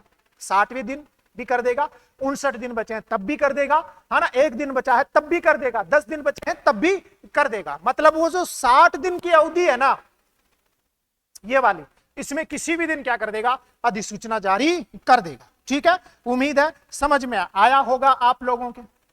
अगला प्रश्न देखो, अगला प्रश्न मुझे लगता है आप इसका राइट आंसर दे दोगे, क्योंकि आपातकाल तो सभी विद्यार्थी जो है ना बड़े ही ध्यान से पढ़ते हैं और वो आपातकाल से रिलेटेड है। भारत के राष्ट्रपति की आपातकालीन शक्तियों के संबंध में निम्नलिखित कथनों पर विचार कीजिए। पहला, बाह्य आक्रमण और आंतरिक अशांति से राज्य की संरक्षा करना राष्ट्रपति का कर्तव्य है। भाई, राष्ट्र की संरक्षा या सुरक्षा करना राष्ट्रपति का कर्तव्य है, इसमें कोई किंतु परंतु नहीं है। लेकिन यहां जो शब्द काम में लिए गए ना, बाह्य आक्रमण और आंतरिक अशांति, तो इस आंतरिक अशांति के कारण से यह कथन क्या हो गया? गलत हो गया, क्योंकि आंतरिक अशांति शब्द को प्रतिस्थापित कर दिया गया 44वें संविधान संशोधन के द्वारा सशस्त्र विद्रोह के साथ। ठीक है, तो यह कथन क्या है? गलत है।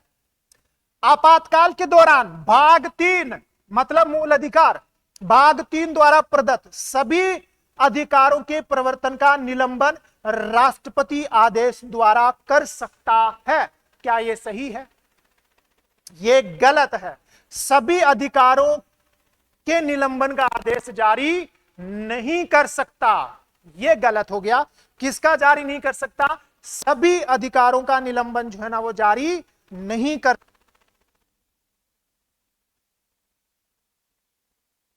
ठीक है ना, ध्यान रखना, सभी अधिकारों का नहीं है। क्यों? देखो यहां इसको पढ़ो।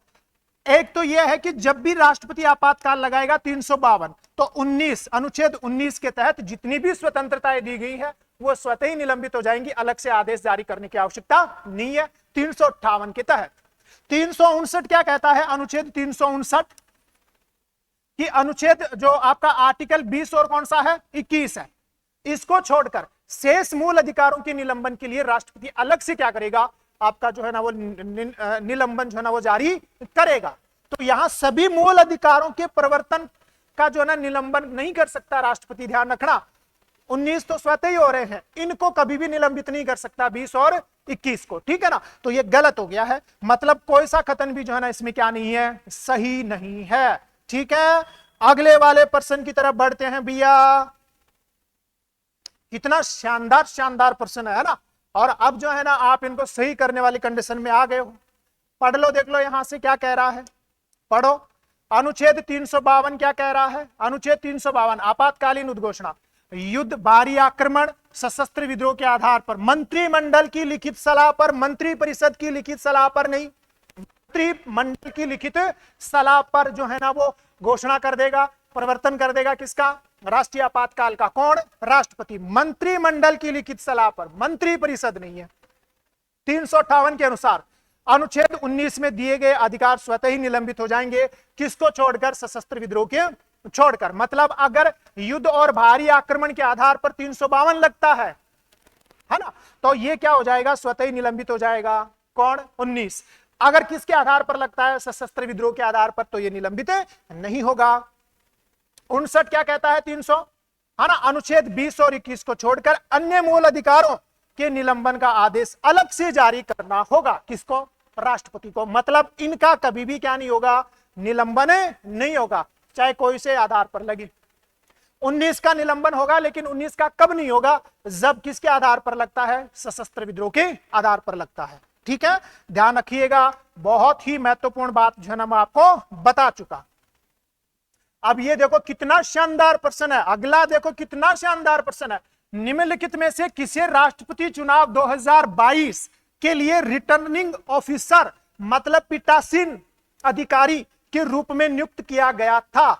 राज्यसभा के महासचिव, भारत के उपराष्ट्रपति, लोकसभा के महासचिव और भारत के मुख्य न्याय चुनाव आयुक्त। यहां यह ध्यान रखना, राष्ट्रपति के चुनाव का जो आपका कौन होता है, रिटर्निंग जो ऑफिसर होता है, पीठासीन जो अधिकारी होता है, वो या तो लोकसभा का महासचिव हो सकता है या राज्यसभा का महासचिव हो सकता है, इन दोनों में से ही होगा। ठीक है, अब 2022 वाले चुनाव के लिए कौन था, तो 2022 वाले चुनाव के लिए राज्यसभा के महासचिव थे, लोकसभा के महासचिव नहीं थे। लोकसभा के महासचिव हो सकते हैं, लेकिन 22 में कौन थे, राज्यसभा के महासचिव थे। ठीक है, ध्यान रखिएगा। अगला प्रश्न है ना, और बड़ा ही शानदार प्रश्न है। निम्नांकित में से कौन सी तारीख को भारत के राष्ट्रपति ने अपनी शक्तियों का प्रयोग करते हुए उद्घोषणा द्वारा यह घोषणा की कि गंभीर आपात विद्यमान है, जिसके कारण आंतरिक शांति से भारत की सुरक्षा को गंभीर खतरा है? मतलब राष्ट्रीय आपातकाल कब लगाया उन्होंने? आंतरिक शांति के आधार पर। 26 अक्टूबर 1962, 3 दिसंबर 1975, 25 जून 1975 या 26 जून 1975? तो इसका राइट आंसर कौन सा है, बताओ देखे फटाफट, है ना। इसका राइट आंसर है 25 जून 1975। कौन सा है, 25 जून 1975 इसका राइट आंसर है। 26 जून नहीं है, 75 है, 25 जून है। अगला, और ये प्रश्न जो है ना, ये बड़ा ही शानदार प्रश्न है। ठीक है ना, और बड़ा ही शानदार प्रश्न कैसे है, मैं आपको पहले थोड़ी सी चीजें बता देता हूं ये प्रश्न करवाने से पहले। यहां से देखो, है ना, यहां से नहीं, एक प्रश्न और था, स्पष्टीकरण है ये। तो ये प्रश्न देखो, यहां से इस प्रश्न का अगर आपने आंसर दे दिया ना, मजा आ जाएगा, है ना। और ये 23(1) भी जो है ना वो आपको समझ में आ जाएगा। संसद के विश्रांति काल मतलब जब संसद का सत्र नहीं चल रहा हो, अध्यादेश प्रख्यापित करने की राष्ट्रपति की शक्ति के संबंध में निम्नलिखित कथनों पर विचार करो। क्या है पहला कथन, अनुच्छेद 123(1), जरूरी नहीं है वो यहां अनुच्छेद 123(1) लिखे, मैंने तो लिखा है अनुच्छेद 123(1), उस समय को छोड़कर जब संसद के दोनों सदन सत्र में है, इस लाइन को ध्यान से पढ़ो, उस समय को छोड़कर जब संसद के दोनों सदन सत्र में है। आप सभी जानते हो राष्ट्रपति कब अध्यादेश जारी करता है, जब संसद का सत्र नहीं चल रहा होता, तभी तो अध्यादेश जारी करता है ना। यहां क्या लिखा हुआ है, उस समय को छोड़कर जब संसद के दोनों सदन सत्र में है, मतलब कौन से समय को छोड़कर, जब संसद का सत्र चल रहा है उस समय को छोड़कर, मतलब जब संसद का सत्र नहीं चल रहा हो। इसका मतलब यह है, वापस से पढ़ो, उस समय को छोड़कर जब संसद के दोनों सदन सत्र में है, मतलब ये कह रहा है कि कौन से समय को छोड़कर, जब संसद का सत्र चल रहा है उस समय को छोड़कर जो शेष समय है उसमें राष्ट्रपति क्या कर देगा, अध्यादेश जारी कर सकता है। तो जो शेष समय है वो कौन सा है, जहां जब संसद का सत्र नहीं चल रहा, वही तो है भाई। यहां तो संसद का सत्र चल रहा है ना, तो उस समय को छोड़कर जब संसद का सत्र नहीं चल रहा, मतलब सॉरी, उस समय को छोड़कर जब संसद का सत्र चल रहा है, मतलब कौन से को छोड़कर, जब संसद का सत्र नहीं चल रहा। यहां तक की लाइन सही है। उस समय को छोड़कर जब संसद के दोनों सदन सत्र में है, मतलब जब संसद का सत्र नहीं चल रहा। यदि किसी समय राष्ट्रपति का यह समाधान हो जाता है कि ऐसी परिस्थितियां विद्यमान है जिनके कारण तुरंत कार्रवाई करना उसके लिए आवश्यक हो गया है, तो वह ऐसे अध्यादेश प्रख्यापित कर सकेगा जो उन परिस्थितियों में अपेक्षित प्रतीत हो। तो पहला कथन इज राइट। गड़बड़ यहां होनी थी वो मैं समझा चुका, गड़बड़ यही स्टेटमेंट करेगा। इस स्टेटमेंट का मतलब क्या है, जब संसद सत्र नहीं चल रहा हो, यह कहना चाह रहा है यह। ठीक है, अगला देखो, अनुच्छेद 123(3) क्या कह रहा है, यदि और जहां तक इस अनुच्छेद के अधीन अध्यादेश कोई ऐसा उपबंध करता है जिसे अधिनियमित करने के लिए संसद इस संविधान के अधीन सक्षम नहीं है, तो वह अध्यादेश शून्य होगा। वह अध्यादेश क्या होगा? शून्य होगा। इसका मतलब समझना इसको, ये कहना चाह रहा है अनुच्छेद 123(3) है ना, कि राष्ट्रपति जो है ना वो संसद की शक्तियों के अधीन ही क्या कर सकता है? आपका अध्यादेश जारी कर सकता है। जो संसद कानून बनाने के लिए अधिकृत है उन्हीं के ऊपर क्या कर सकता है? अध्यादेश जारी कर सकता है। अगर वो संसद उस विषय के ऊपर संसद कानून बनाने के लिए अधिकृत नहीं है ना, तो वहां तक वो अध्यादेश क्या हो जाएगा? शून्य हो जाएगा। ये कहना चाह रहा है। ये मतलब इनडायरेक्ट रूप में अपन ऐसे पढ़ते हैं कि राष्ट्रपति जो है ना वो संघ सूची के विषय पर ही क्या करता है? आपका जो है ना वो अध्यादेश जो है ना वो जारी करता है, राज्य सूची के विषय पर नहीं करता है, क्योंकि उसके लिए कौन अधिकृत नहीं है? संसद अधिकृत नहीं है। तो दोनों ही कथन आपके क्या है? सही है। ध्यान रखना, इस प्रश्न का आंसर होगा, नीचे विकल्प हैं आपके, कौन से? दोनों विकल्प क्या है? सही है। आगे आओ, जहां से मैंने यहां से शुरुआत की थी ना वहां से देखो, यहां से ये वाला प्रश्न देखो। ये वाला प्रश्न क्या कह रहा है? अनुच्छेद 123 में वर्णित निम्नलिखित कथनों पर विचार कीजिएगा। पहला कथन क्या कह रहा है? राष्ट्रपति को संसद के विश्रांति काल, मतलब जब संसद का सत्र नहीं चल रहा हो, अध्यादेश प्रख्यापित करने की शक्ति है। राइट। इस अनुच्छेद के अधीन प्रख्यापित अध्यादेश का वही बल व प्रयोग होता है जो संसद के अधिनियम का होता है। राइट। ऐसा अध्यादेश राष्ट्रपति द्वारा किसी भी समय वापस लिया जा सकता है। राइट। तीनों ही कथन क्या है? आपके सही है। डी ऑप्शन इसका राइट आंसर है। ठीक है, अगले वाले प्रश्न की तरफ मुंह कर रहा हूं भैया। अच्छा, पहले व्याख्या है इसकी। व्याख्या देखो इसकी, कितनी शानदार व्याख्या है वो देखना। आर्टिकल 123 क्या कह रहा है? इस आर्टिकल 123 में 4 खंड हैं। चौथा खंड मतलब अनुच्छेद 123(4) 38वें संविधान संशोधन 1975 के द्वारा अंत स्थापित किया गया था। मतलब खंड 4 जो है ना वो जोड़ा गया था आपके 38वें संविधान संशोधन 1975 के द्वारा। बाद में से 44वें संविधान संशोधन 1978 के द्वारा क्या कर दिया गया? हटा दिया गया। तो आज इस अनुच्छेद में 3 खंड हैं। 3 कौन कौन से हैं? अनुच्छेद 123(1) उस समय को छोड़कर जब संसद के दोनों सदन सत्र में हो, देखो ऐसी की ऐसी लाइन लिखी हुई है जो मैंने अभी पूछी थी ना उधर, उस समय को छोड़कर जब संसद के दोनों सदन सत्र में है, मतलब जब संसद का कार्यकाल, संसद का सत्र नहीं चल रहा, में यदि किसी समय राष्ट्रपति का यह समाधान हो जाता है कि ऐसी परिस्थितियां विद्यमान है जिनके कारण तुरंत कार्रवाई करना उनके लिए अति आवश्यक हो गया है, तो वह ऐसे अध्यादेश प्रख्यापित कर सकेगा जो उन परिस्थितियों में वो क्या समझे? अपेक्षित समझे। बिल्कुल सही है ये, है ना। अनुच्छेद आपका ये कह रहा है। अनुच्छेद 123(2) क्या कह रहा है? इस अनुच्छेद के अधीन प्रख्यापित अध्यादेश का वही बल, और देखो क्वेश्चन में लैंग्वेज यही थी, वही बल व प्रभाव होगा जो संसद के अधिनियम का होता है।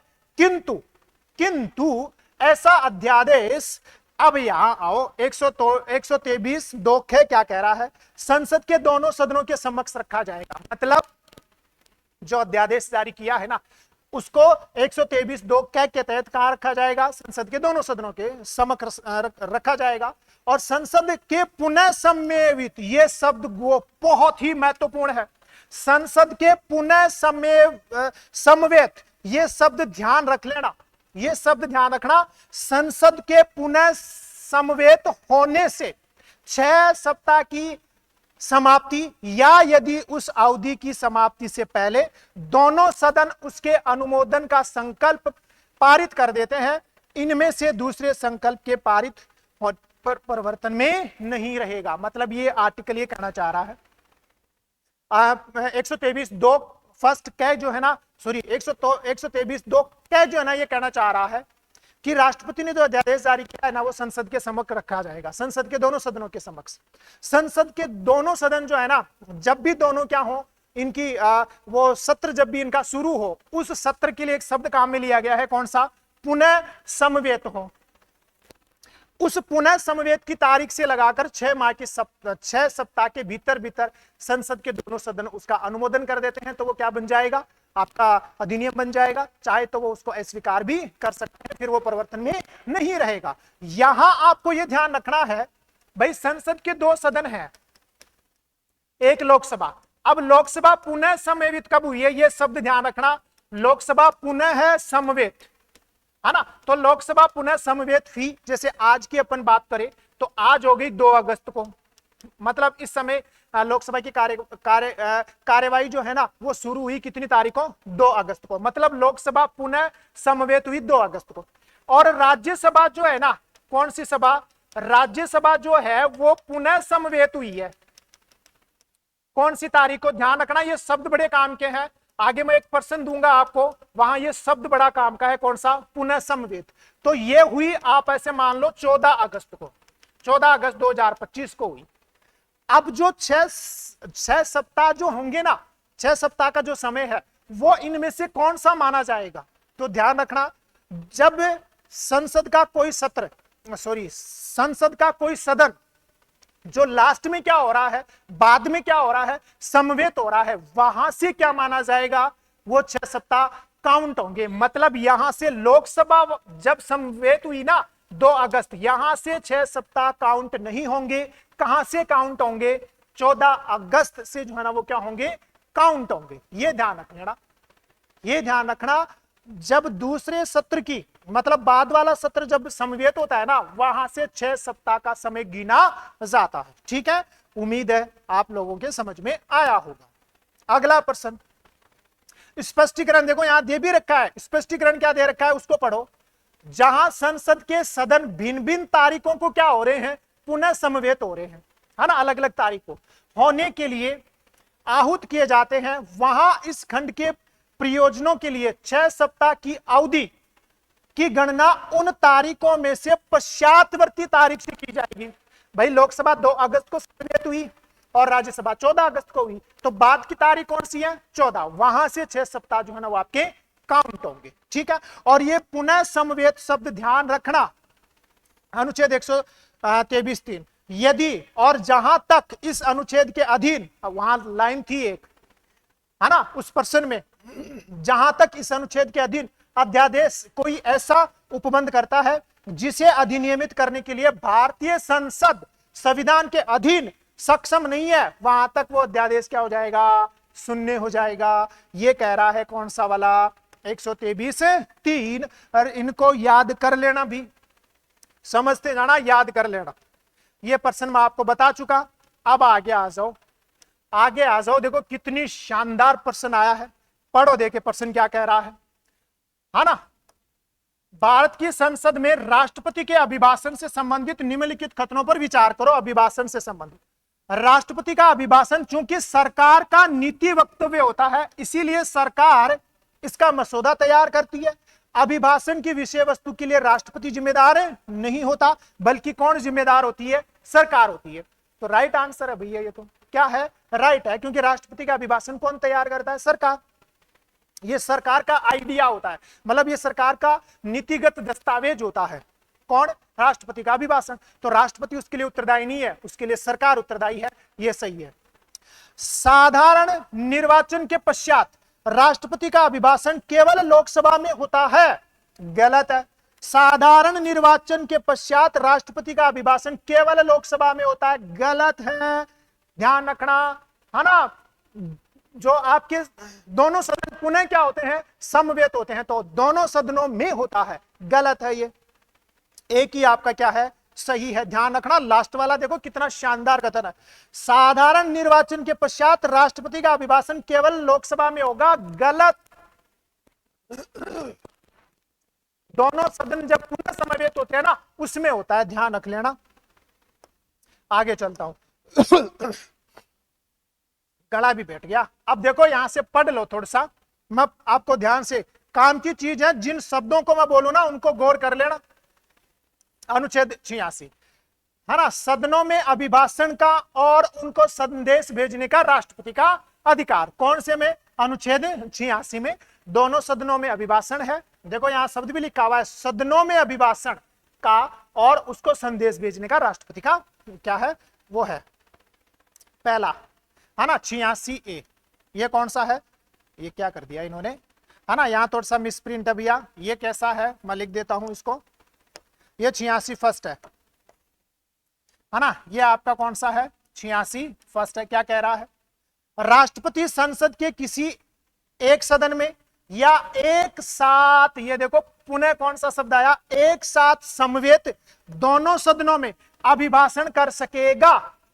अभी वो साधारण निर्वाचन की बात नहीं हो रही है, अभी ये सामान्य बात हो रही है आर्टिकल 86 की, कि राष्ट्रपति संसद के किसी एक सदन में या एक साथ समवेत, यहां ध्यान रखना ये एक साथ समवेत शब्द ध्यान रखना, वो आपको दे देगा। राष्ट्रपति का अभिभाषण होता है संसद के दोनों सदनों की संयुक्त बैठक में होता है, संयुक्त सत्र में होता है, संयुक्त अधिवेशन में होता है, वो सारे गलत होंगे। कौन सा शब्द आएगा, एक साथ समवेत दोनों सदनों में अभिभाषण कर सकेगा।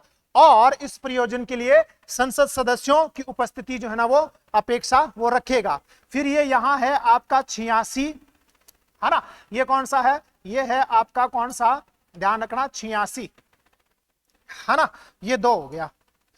राष्ट्रपति संसद में उस समय लंबित किसी विधेयक के संबंध में संदेश या कोई अन्य संदेश संसद के किसी सदन को भेज सकता है, मतलब वो संदेश भेजने वाली बातें हैं। इसमें महत्वपूर्ण लाइन जो थी ना वो पहले वाली थी, ये वाली यहां से पुनः समवेत वाली, वो थोड़ा सा त्रुटि सुधार है, वो जरूर कर लेना, ठीक है ना। ये देखो 87 वाला देखो यहां आएगी, वो दूसरा जो खत्म था ना वो क्या कह रहा है 87, राष्ट्रपति का विशेष अभिभाषण क्या है, अनुच्छेद 87(1) राष्ट्रपति, अब यहां से देखो, राष्ट्रपति लोकसभा के प्रत्येक साधारण निर्वाचन के पश्चात प्रथम सत्र के आरंभ में और प्रत्येक वर्ष के, है ना,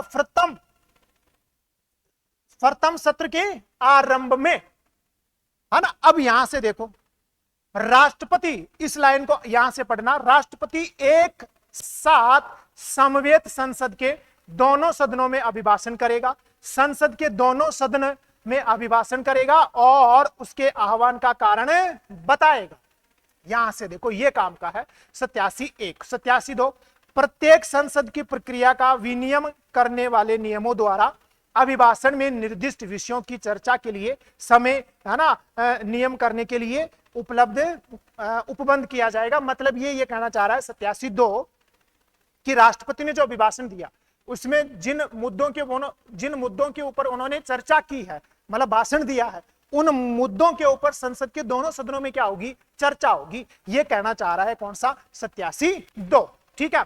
तो जो यहां देखो राष्ट्रपति जो है ना वो लोकसभा के लिए प्रत्येक साधारण निर्वाचन के पश्चात प्रथम सत्र, साधारण निर्वाचन के बाद पहले सत्र की बात हो रही है, वहां पहला सत्र नहीं था, ध्यान रखना, है ना, कि और प्रत्येक वर्ष प्रथम सत्र और प्रत्येक वर्ष का जो पहला सत्र है उसको, बाकी तो क्या करेगा, है ना, राष्ट्रपति क्या करता है, राष्ट्रपति एक साथ समवेत संसद के दोनों सदनों को अभिभाषित करेगा, ये ध्यान रख लेना। और ये समवेत शब्द जो है ना वो बड़ा ही काम का है, क्योंकि आगे प्रश्न आपका आ जाएगा, आगे प्रश्न आपका आ जाएगा, अभी मैं दूंगा वो प्रश्न।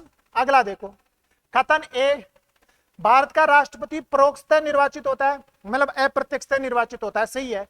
आर, भारत में संसदीय प्रणाली को गणतंत्रवाद के साथ जोड़ा गया है, बिल्कुल सही है, क्योंकि राष्ट्रपति जो होता है ना वो वंशानुगत नहीं होता, राष्ट्रपति जनता द्वारा निर्वाचित होता है, चाहे वो परोक्ष निर्वाचन क्यों ना हो, ठीक है ना। तो आर भी सही है और ए भी सही है, और पहला विकल्प हो गया ए आर दोनों सही है, आर ए की क्या करता है, सही व्याख्या करता है, ठीक है ना। क्योंकि किसके साथ जोड़ दिया गया, गणतंत्रवाद, और गणतंत्रवाद का मतलब क्या होता है, गणराज्य का मतलब क्या होता है, जो मुखिया होता है ना वो वंशानुगत न होकर कैसा हो, निर्वाचित हो। सूची 1 को सूची 2 के साथ सुमेलित करो, इजी प्रश्न है। भारत के राष्ट्रपति और चुनावी विवरण, डॉक्टर राजेंद्र प्रसाद 2 कार्यकालों के लिए, ठीक है। डॉक्टर जाकिर हुसैन पद पर रहते हुए मृत्यु, है ना। वीवी गिरी, और वीवी गिरी आगे निर्विरोध, सॉरी वीवी गिरी हो गए 2 नंबर, मतलब वीवी गिरी हो गए आपके, वीवी गिरी हो गए दूसरी वरीयता की मतगणना, और नीलम संजीव रेड्डी निर्विरोध, है ना। मतलब पहले में कौन आया, 3, ये 3, ये 3, दूसरे में कौन आया 4, ये भी 4, ये भी 4, तीसरे में कौन आया 2, ये 2, और चौथे में कौन आया 1। तो कौन सा आंसर बना, first is the right answer बना, ठीक है, ध्यान रखना, थोड़ा इजी प्रश्न था। ये देखो कितना शानदार प्रश्न है। भारत के संविधान, है ना, भारत के संविधान के अनुसार निम्नांकित में से क्या शब्द से भारत के राष्ट्रपति की शक्ति नहीं है? अध्यादेश का प्रख्यान मतलब प्रख्यापित करना, उच्चतम न्यायालय से परामर्श लेना, संसद के दोनों सदनों को संदेश भेजना और क्षमादान करना। तो इसका राइट आंसर जो आरपीएससी ने माना है ना, वो कौन सा माना है? संसद के दोनों सदनों को जो है ना वो संदेश भेजने वाला जो है ना इसका राइट आंसर माना है। अगला अगला क्या कह रहा है? भारत के निम्नांकित प्रधानमंत्रियों में से किस प्रधानमंत्री को कार्यवाहक राष्ट्रपति द्वारा शपथ दिलाई गई? तो इसका राइट आंसर है कौन सा? मोरारजी देसाई। पहली बार जो गैर कांग्रेसी सरकार बनी थी ना, उनको। और मुझे आप बताओगे कि उस राष्ट्रपति का नाम क्या है? प्रधानमंत्री के त्याग पत्र से संबंधित 2 कथन दिए गए हैं। प्रधानमंत्री के निधन या त्याग पत्र के संदर्भ में निम्नलिखित कथनों पर विचार कीजिए। त्याग पत्र की स्थिति में राष्ट्रपति प्रधानमंत्री और अन्य मंत्रियों को वैकल्पिक व्यवस्था होने तक पद पर बने रहने के लिए कह सकता है। राइट है भैया। निधन की स्थिति में जब तक लोकसभा में बहुमत प्राप्त दल अपना नया नेता नहीं चुन लेता, तब तक राष्ट्रपति ऐसे व्यक्ति को नियुक्त कर सकते हैं जो लोकसभा में सर्वाधिक समर्थन जुटाने में सक्षम है। दोनों ही सही है, दोनों ही क्या है, ध्यान रखना, सही कथन है, इजी कथन है, कोई हार्ड कथन नहीं है। तीसरा कथन क्या है? उसी प्रश्न का तीसरा कथन, निधन की स्थिति में राष्ट्रपति निवर्तमान, मतलब जो प्रेजेंट समय में चल रही है ना, उसकी बात है, मंत्रिपरिषद के वरिष्ठतम सदस्य को अंतरिम उपाय के तौर पर प्रधानमंत्री नियुक्त कर सकते हैं।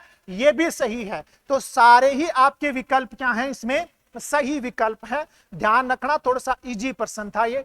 अगला प्रश्न है ना, ये मैं आपको पहले बता चुका। ये प्रश्न अगर आप लोगों ने थोड़ा सा ध्यान से पढ़ा है तो ये प्रश्न मैं आपको बता चुका। किस वर्ष में संविधान संशोधन द्वारा भारतीय संविधान में उल्लेखित संघ के मंत्री के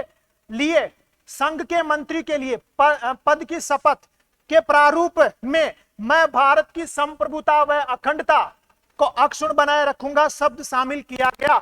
मैं आपको बता चुका था, मैं आपको पहले बता चुका।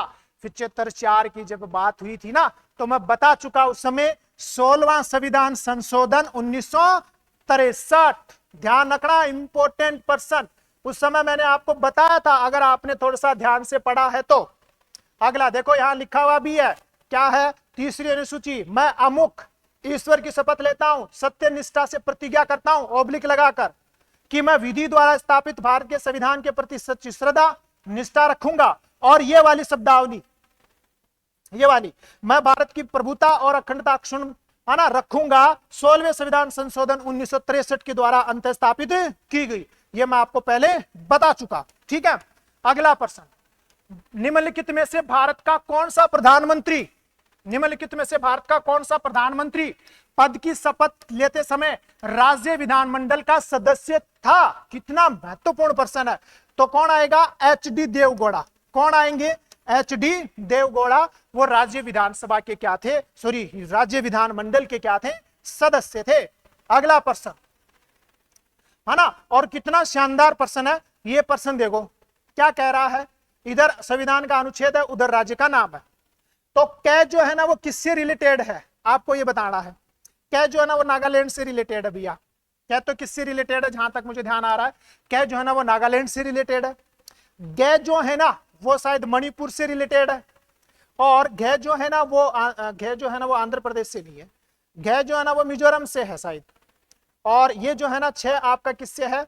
इस आंध्र प्रदेश से है। एक बार देखना इस प्रश्न को, देखना, देखें पहले में, देखो है ना, पहले में है 3, तो पहले में 3 एक में ही है, देख लो यहां, बाकी नहीं है ना।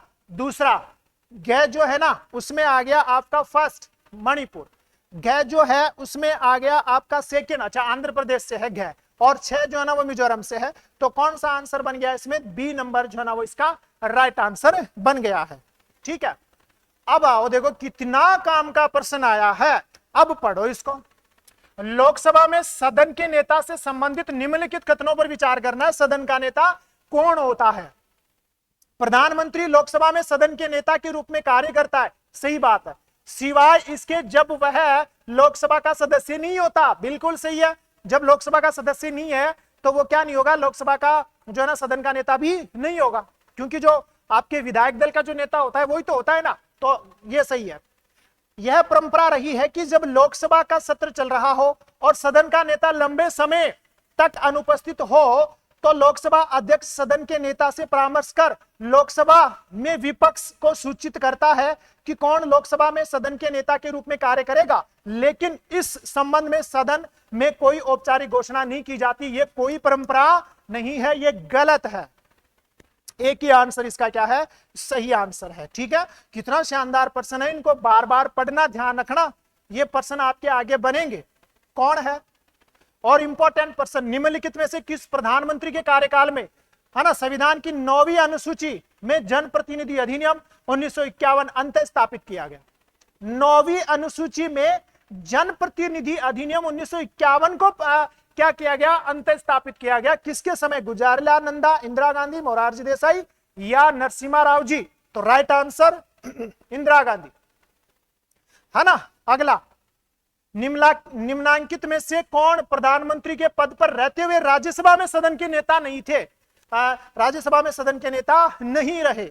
विश्वनाथ प्रताप सिंह, डॉक्टर मनमोहन सिंह, है ना, आपके एच.डी. देवगौड़ा और इंद्र कुमार गुजराल। इसके विश्वनाथ प्रताप सिंह जो है ना वो राइट आंसर है। ठीक है ना, बाकी एच.डी. देवगौड़ा, इंद्र कुमार गुजराल है। कौन है? विश्वनाथ प्रताप सिंह।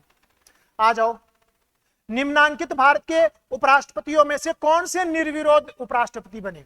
एस राधाकृष्णन, बीजी जगती, एम हिदायतुल्ला या फिर वीवी गिरी? कौन से निर्विरोध हैं?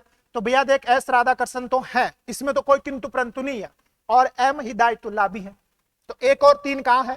1 और 3 जो है ना इसका क्या है, राइट आंसर है। मंत्रिपरिषद द्वारा राष्ट्रपति को दी गई सलाह की जांच की जा सकती है? क्या मंत्रिपरिषद ने जो राष्ट्रपति को 74(2) में ये बात लिखी हुई है ना कि मंत्रिपरिषद ने राष्ट्रपति को क्या सलाह दी, किसी भी न्यायालय में उसको चुनौती नहीं दी जा सकती। तो आंसर कौन बनेगा? यह सलाह जांच के दायरे में नहीं आती है, मतलब सी नंबर, 3 नंबर इसका राइट आंसर बनेगा।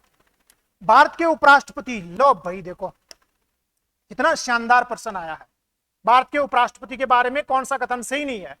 कृष्णकांत पहले उपराष्ट्रपति थे जिनका पद पर रहते हुए निधन हुआ। राइट है ये, कृष्णकांत पहले उपराष्ट्रपति थे जिनका पद पर रहते हुए क्या हो गया था, निधन। मूल संविधान में यह व्यवस्था थी कि उपराष्ट्रपति का निर्वाचन संसद के दोनों सदनों की संयुक्त बैठक द्वारा होगा। बिल्कुल सही है ये। इस प्रक्रिया को 11वें संविधान संशोधन अधिनियम 1961 के द्वारा समाप्त कर दिया गया। बिल्कुल सही है ये, कितनी शानदार बात है। मूल संविधान में था कि उपराष्ट्रपति का निर्वाचन संसद के दोनों सदनों की संयुक्त बैठक में होगा, लेकिन 11वें संविधान संशोधन 1961 के द्वारा इसको हटा दिया गया। ठीक है, अगला देखो, मई 1961 में जब राष्ट्रपति डॉक्टर राजेंद्र प्रसाद गंभीर रूप से बीमार हो गए, तब उपराष्ट्रपति डॉक्टर सर्वपल्ली राधाकृष्णन को राष्ट्रपति के कर्तव्यों के निर्वहन के लिए प्रथम अवसर मिला। नहीं, गलत है, गलत है, ये गलत है कि कभी भी उन्होंने आना कार्यवाहक राष्ट्रपति के रूप में काम नहीं किया है, ये गलत है। जब राष्ट्रपति उपराष्ट्रपति को संबोधित अपने हस्ताक्षर सहित लेख द्वारा अपना त्याग पत्र करता है, तब उपराष्ट्रपति इसकी सूचना तुरंत किसको देते हैं? लोकसभा अध्यक्ष को देते हैं। इसकी चर्चा अपन पहले कर चुके, तो कौन सा आंसर आएगा? सी इसका गलत है, मतलब यही सही है क्योंकि यहां गलत ही पूछा है। भारत के संविधान में महान्यायवादी के पद का विचार कहां से लिया गया है? आपको बताना है, ब्रिटेन से लिया गया है। ये आपका पूरा कंप्लीट ब्रिटेन से लिया गया। उम्मीद है ना आप लोगों को सेशन बहुत अच्छा लगा है, समझ में भी आया है। मैंने तो मेरी ओर से पूरा प्रयास किया है। अगर समझ में नहीं आया है तो आप कमेंट्स करके बता सकते हैं, और भी सीरीज इसके लाने के लिए कह सकते हैं। अभी तक रिसेंट जितनी भी एग्जाम हुई है उनके प्रश्नों का मैंने यहाँ समावेश करके आपके सामने विश्लेषण कर दिया है। बात करते हैं नेक्स्ट क्लास में। लाइक शेयर सब्सक्राइब जरूर कीजिएगा। बहुत बहुत धन्यवाद आप सभी का।